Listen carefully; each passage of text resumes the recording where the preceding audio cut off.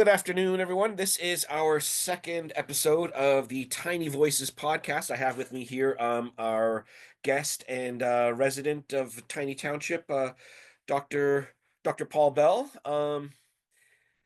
Paul, may I call you Paul? Yes, of course. Yep. Right on.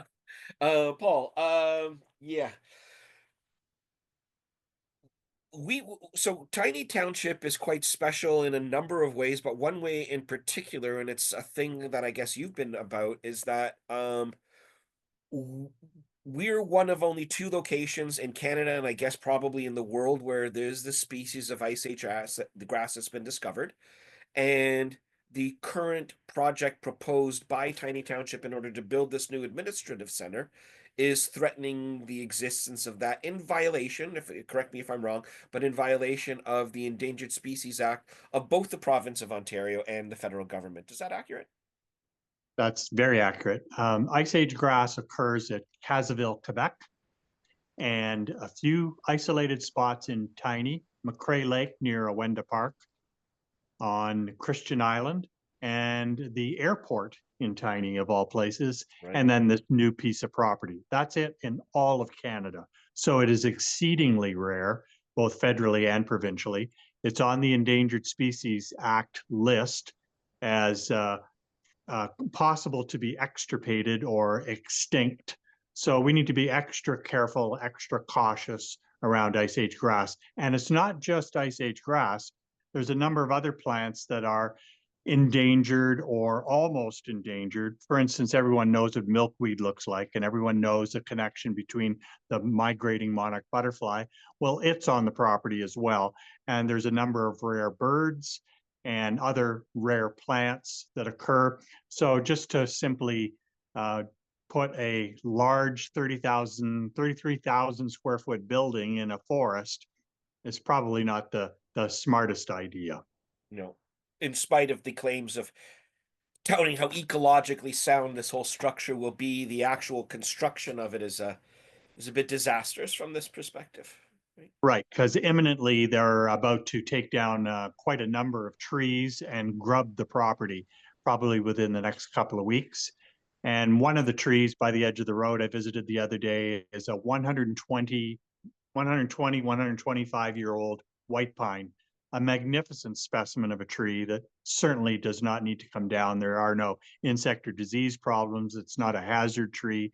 It's growing in really good form. And we don't yet understand the interrelationships between a magnificent over 100-year-old specimen like this and Ice Age grass or the monarch butterfly or anything else, or how it interfaces with the aquifer. We have the cleanest water in probably the world here. Maybe that white pine is contributing to that filtration and beautiful water that we have. So just to simply bulldoze into this new property, when we have an alternative, we could build on the existing town hall site of 5 acres. Most of it is already cleared from years ago.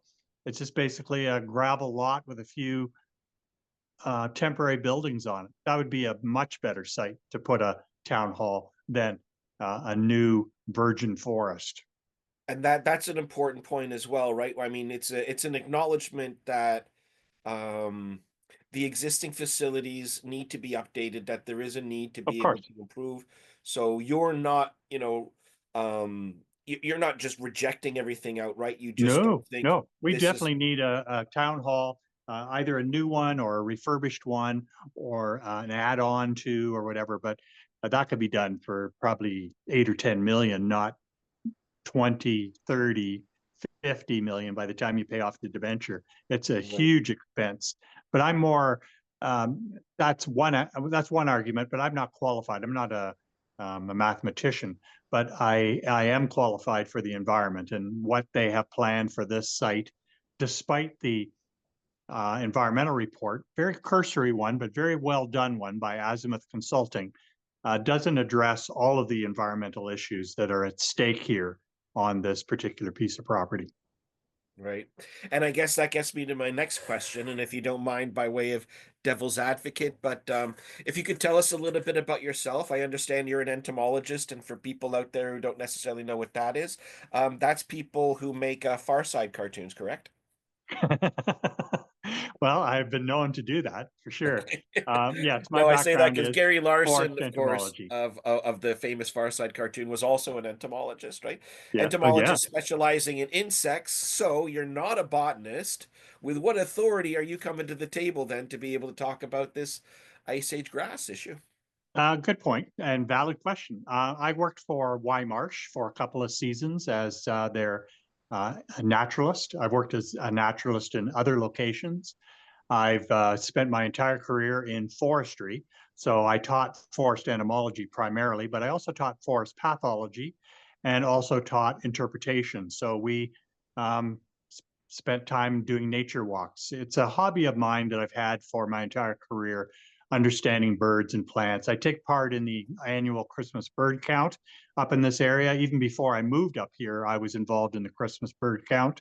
So I like to think of myself as a generalist. I used to tell my students there's 4 million different species of insects, and I might know 1,200 of them. So Mm, I'm by no means an expert, and I never claim to be, mm. but it's my personal aspiration and um, passion to be a naturalist. And I like to think I know a fair amount about ferns and fungus and trees and insects, birds, etc. But by no means an expert in any one of those areas, including entomology. Despite the fact that I have a master's degree, a PhD, a postdoc, and years of publishing experience, I'm not an expert. And a lecturer too, right? Yeah, yeah. At university, Trent University, Sir Sanford Fleming College. I taught at the University of Zimbabwe for a couple of seasons. Oh, cool. So I've done a lot of teaching, primarily of forest entomology, but other Excellent. subjects too. Excellent. And I guess to my next question would be something. I mean, what's there?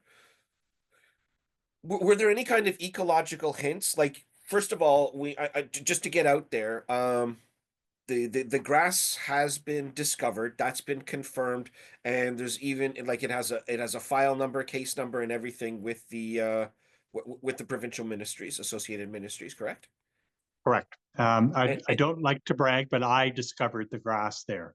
right. I went with a naturalist at Awenda Park. I'm on the board of Awenda, and Okay. I went to Awenda Park to look for it. And we went to McCrae Lake, Sorry, and Paul. a naturalist. Just so listeners know, Awenda Park is a large provincial park on the north end of Tiny. We're on like Absolutely a correct. peninsula here, So I and learned what Ice Age grass was because I suspected it might be there when I first learned of the site where this new building was being proposed to go. and what made you suspect that? The habitat, it's sandy, it's a rare plant, it's endangered, and I just knew a little bit about it, but not a lot. So I went to McCrae Lake, discovered what it looked like, studied its fruiting bodies, which I've sent you a picture. I don't know if you want to include it in this Sure, I'll podcast, make sure that it's but on there. Yeah. it shows that it has three awns or three wings. So two of them are fairly long and straight, and the third one is curled much like a corkscrew. So very distinctive. Once you've seen it a few times, you can pick it out of a field very easily. So once I learned for it, I then went back to this site and found, oh my God, it's everywhere. So I told as many people as I could. I'm not sure if Azimuth was informed because of me, but anyways, they did a very thorough looking for it and found it in locations I didn't know because I've only spent I guess about 10, 15 visits to the property, and I saw it in quite a few spots, but they did a more thorough study and found it more broadly distributed than I originally thought it was. And then, so just to clarify its status, it's worse than at risk, right? This is endangered. Yes, it's a species at risk, endangered species. Yes, yeah, and it's the most, I guess, the most serious level. The level after that is extinct. It's gone. Right. There's nothing more serious than the level of being species at risk. Right. Okay. And okay, thank you. So the you're frustrated. Mhm. contact. You've had quite a bit of communication, not only with the township but with the associated ministries, on a provincial level, anyway, right? Have you reached out to Yep, the I've feds been in yet? contact with the ombudsman. I've had 2 case files open with them. I've been in contact with the federal government, the provincial government. The provincial government has a special section called species at risk. They were the people who confirmed my observations, my photographs, and put it officially on as a site, because before that it was McCrae Lake and the airport, and there was no other spot where this. So this is a new discovery for them, and they placed it on the provincial website. And I've been in So, contact with the Ministry of Environment, Conservation and Parks. I have a meeting with um, the director manager of this particular area, district manager, pardon me, and with on Thursday, and I hope to get a little bit more of a rationale as to why they're not imposing the Endangered Species Act, because it's clearly been violated, and if they continue, it will be violated, and it's kind of serious. Like if we don't have, and what have they told if you it's to date? gone, it's Like, gone. Sorry. what have they told you to date? I mean, like you say, the violations are flagrant. Yep. There's no really questioning at this point whether or not it's happening. Um, Yeah, it's a and bit these are their frustrating. own It's rules. basically So, been football back and forth. Well, you should contact the species at risk people. So I contact them. No, no, that's a local Ministry of the Environment and Conservation and Parks problem. And then I contact them and they say, well, that sounds more like a species at risk. And then I contact the ombudsman. Well, you need to contact the municipality, and which of course they have a conflict of interest. But right. it's a circular fight, but I'm old, I'm retired, I'm willing to continue trying to save this plant. Oh, thanks. Are you optimistic? Yes, I am. Nice. Believe it or Nice. not. Yeah. Even though I've been at it almost 2 years and had a stroke halfway through it, I'm still very optimistic that something positive will come out of this, and that they'll modify their plans and move it back to the site where it should be, where I think the majority of people in Tiny think it should be too. Less money, less hazardous to the environment. The reason I'm here, you're here, all the people love Tiny is it's forests, it's water, it's plants. That's why we're not living in downtown Toronto. Not that there's anything wrong with that, but we came to Tiny because of its trees and water. And if anything jeopardizes that, gets our backs up a little bit. Yeah.